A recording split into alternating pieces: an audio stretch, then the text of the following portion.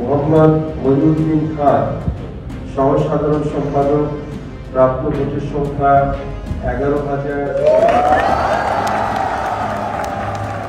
চোখে চশমা, ভদ্রতার ছাপ মুখে, অধিকাংশ সময় পরেন পাঞ্জাবি। এমনকি তার সমালোচক খুঁজতে যেও এমন কেউ নেই যে কিনা তার নামে দুটো সমালোচনা করতে পারে। তিনি নাকি উঁচু গলাতেও কথা বলেন না, এতটা অমায়িক। ঝড় তুফানে শান্ত থাকার মতো শক্তি তার। মেধা, পরমত সহিষ্ণু, নিজের প্রতিপক্ষের প্রতি ইনসাফ ও ন্যায়বান থাকার এই দৃষ্টান্ত খুব কমই দেখা যায়। জয়পুরহাটের মফস্বলের ছোট্ট হানাইল গ্রামে তিনি বেড়ে ওঠেন। এখানকার মাটি, বাতাস আর গ্রামীণ শিক্ষার আলোয় বড় হয়েছেন মোহাম্মদ মহিউদ্দিন খান নামের এই তরুণ। হানাইলের স্বপ্নযাত্রায় মেধাবী এ তরুণ আজ দেশের সর্বাধিক মর্যাদাপূর্ণ ঢাকা বিশ্ববিদ্যালয় কেন্দ্রীয় ছাত্র সংসদের সহ সাধারণ সম্পাদক বা এজিএস নির্বাচিত হয়ে লিখেছেন ইতিহাস।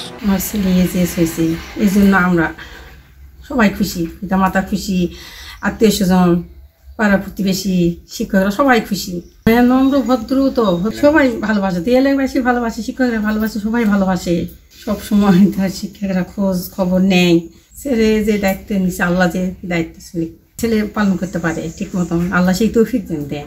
যে আল্লাহ তাআলা তুমি তাকে যে মর্যাদা দিয়েছো, এই মর্যাদা যেন তার সময়কাল পর্যন্ত সে যেন দায়িত্ব পালন করতে পারে এবং বিভিন্ন বিপদ আপদ থেকে আল্লাহ তাআলা তাকে যেন রক্ষা করেন।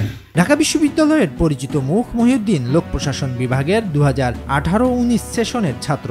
অনার্সে ফার্স্ট ক্লাস ফার্স্ট, মাস্টার্সে সিজিপিএ 4/4 পেয়েছেন। ছিলেন বিজয় 71 হলের আবাসিক শিক্ষার্থী। তবে ছাত্রলীগের শীর্ষ নেতাদের অপপ্রচার ও শিবির করার অপরাধে তিনি দীর্ঘদিন হলে থাকতে পারেননি। শিবিরের এই নেতাকে নিয়ে কথা বলে আলোচনার জন্ম দিয়েছিলেন বৈষম্য বিরোধী আন্দোলনে ছাত্রদের বাঁচাতে গিয়ে পুলিশের হামলার শিকার হওয়া বিশ্ববিদ্যালয়ের একই বিভাগের প্রভাষক শেহরিন আমিন মোনামিও। ক্লাস 5-এ সে জিপি 5 নিয়ে পাশ করেছে।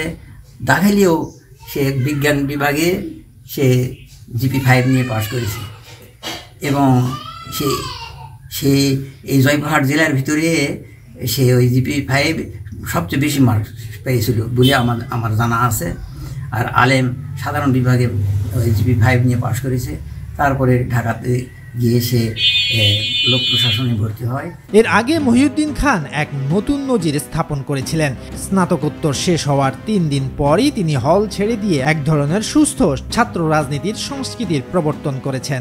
ছাত্রত্ব শেষ হওয়ার পরেও বিশ্ববিদ্যালয়ের হলে থাকার পুরনো সংস্কৃতিকে তিনি চ্যালেঞ্জ করেছেন এবং বর্তমান ছাত্রদের জন্য একটি ভালো দৃষ্টান্ত স্থাপন করেছেন। তার এই সিদ্ধান্তে প্রশংসা ও ইতিবাচক মনোভাব প্রকাশ করেছেন শিক্ষার্থীরা, যা আসন্ন ছাত্র রাজনীতির জন্য একটি গুরুত্বপূর্ণ পদক্ষেপ হতে পারে।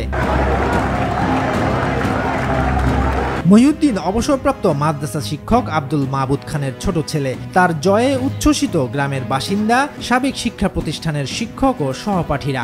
অত্যন্ত আল্লাহর কাছে শুকরিয়া, এই এলাকাবাসীর কাছে শুকরিয়া আদায় করি যে এলাকাবাসী তার সঙ্গে ভালো ব্যবহার করেছে এবং শিক্ষকেরা তাকে ভালোভাবে লেখাপড়া করাইছেন এবং আল্লাহ তাআলা তাকে সে মর্যাদা দান করেছেন।